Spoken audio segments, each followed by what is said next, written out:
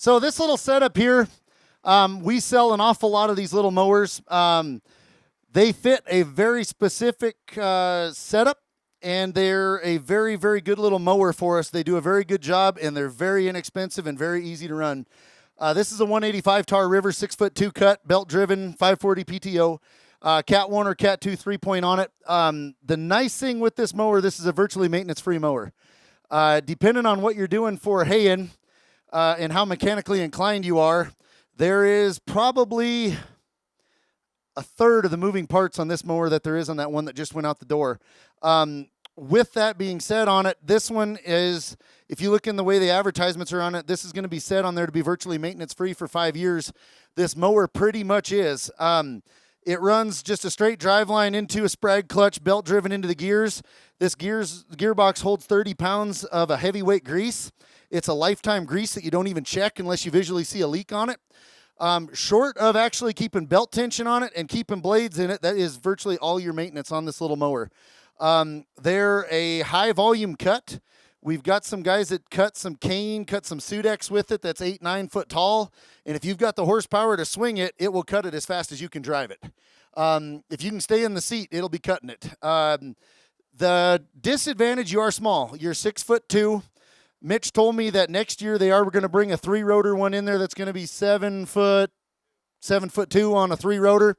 Haven't seen that. I don't know what that mower is going to be yet. I do know this one here. We sell a ton of these little guys, and they cut like you can't believe, but they're just a smaller cut.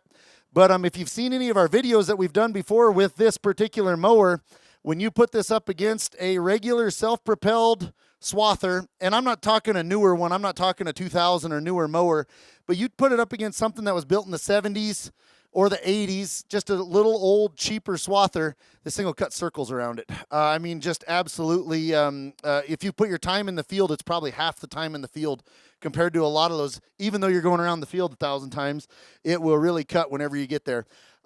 This little mower uses a quick change system, which is what this little wrench is. We bolt them on here so they don't fall off, but that really isn't what you need. If you take that little wrench off, stick it behind the blade, lift up on it, lift the blade out of it, set a new blade on, you're done. There's 3 blades, 3 for the right, 3 for the left, but this one here uses the same blade on all of them. The Zetter mower that we have uses left-hand blades and right-hand, but this has just one style of blade, but they are going to be 6 of them on there total. This little guy, we've got it paired on a 3520H Branson tractor, 35 horsepower, large frame, 4-wheel drive. Very, very sound little tractor. We've sold a lot of that little unit. It does a really good job. It's a nice size for being 35 horsepower. It's big enough to do something, but yet it's not terribly big.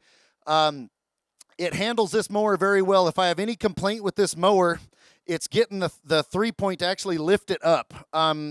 You can see that we got the 3-point pretty cocked on this, and we can get it to lift very nice that way. But if you hook up to it just normally, it will want to drop down on that right side. And so it is something you got to play with a little bit on the hook on to get her to set up just right. And on a real small tractor, small framed, small tires, you have all you want to do to get that outside edge up off the ground, but it usually can be done. This little transport lock in that, we've got it set right now to mow with it, but when you're transporting it, you just flip that little deal down. Nice thing with this mower, there's 0 hydraulics on it, and it's made for when you want to transport it down the road. There's a little pull arm on the side. You pull that pull arm off, and you disconnect the drive line, and you just grab a hold of the edge and swing it around to the back here. That mower will be directly behind the tractor, and it's inside the rear wheels, so you can go down the road through any gate you wanted, whatever you wanted to do that way. When you get into the field, you come back, grab the rope, pull the rope, it releases the latch, walk it around to the side, hook the pull arm back up, hook the drive line up, and away you go again. Very, very low maintenance, very low operating cost. It's just a real good little unit. John, just raise that up in the air once. So this is, I don't know if you've kind of seen that. That's the difference between a drum mower and a disc mower. The disc mower has all those little tiny discs on it with 2 blades. This has those 3 big drums on it, with 3 blades on each one of them. And then this bottom piece that is also the same size, it's on a bearing, but all it is a skid shoe. And so it's just a big skid shoe that floats along the ground and just turns with that as it's going down the road, or down the field, I'm sorry.